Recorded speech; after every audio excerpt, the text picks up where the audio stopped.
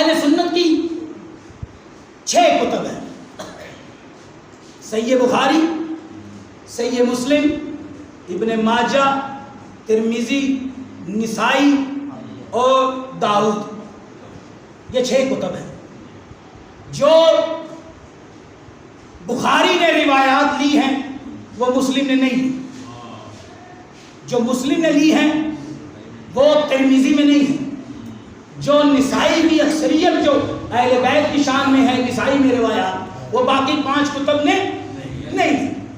لیکن عجیب ترین بات ہے کہ اہل سنت کی 6 کتب جو ہیں سات ستہ جنہیں کہا جاتا ہے، ان میں ایک حدیث ہے جو متفق علیہ ہے۔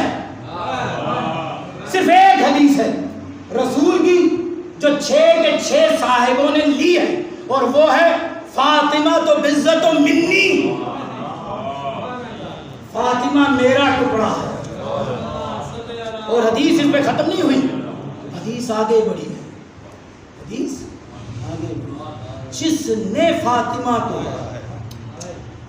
اذیت دی اس نے رسول کو اذیت دی۔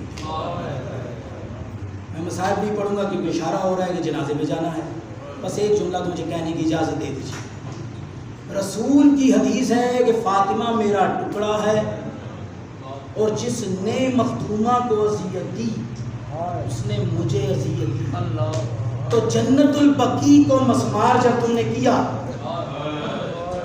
جنت البقیع کو جو تم نے مسمار کیا ہے، بلڈوز کیا ہے، اپنے دل پہ ہاتھ رکھ کر کہو کیا فاطمہ اس سے راضی ہیں؟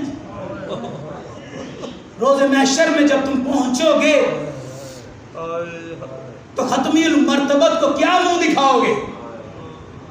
عجیب ترین جملہ ہے کہ باپ سب کچھ برداشت کر لیتا ہے، لیکن جب اس سے یہ کہا جائے کہ اس کی بیٹی کو کسی نے تماچا مارا، جب اس سے کہا جائے کہ اس کی بیٹی کو 4 گھنٹے تک میرے دوستوں نے، میرے اصحاب نے کھڑا کیے رکھا،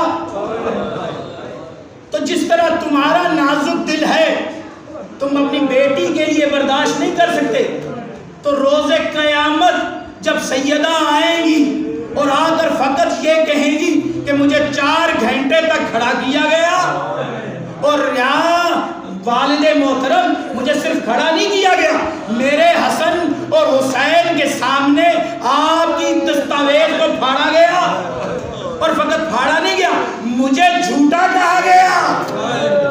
اب یہی سبب تھا کہ جنت البقیع میں جب سیدہ کو دفن کر چکے، علی آئے، حسن کو مطمئن کیا، حسین کو مطمئن کیا۔ اب صبح ہوئی کہ سلمان فارسی بھاگے آئے، تا اصحاب رسول نے مدینے میں قرآن برپا کر دیا ہے کہ علی نے ہمیں جنازے کا بتایا نہیں، ہم قبر فاطمہ کو اکھاڑیں گے، ہم جنازہ پڑھیں گے۔ بس یہ سننا تھا کہ خیبر والی ذوالفقار علی نے لی، باہر چلے، کہا تم نے میرے گلے میں رسی ڈالی، میں برداشت کر گیا، تم نے میرے گھر پر آگ لگائی، میں برداشت کر گیا، تم نے میرا محسن مار دیا، میں برداشت کر گیا، لیکن یہ یاد رکھنا میں نے اپنے بھائی سے یہ وعدہ نہیں کیا تھا کہ میری فاطمہ کی قبر کوئی اٹھا دے۔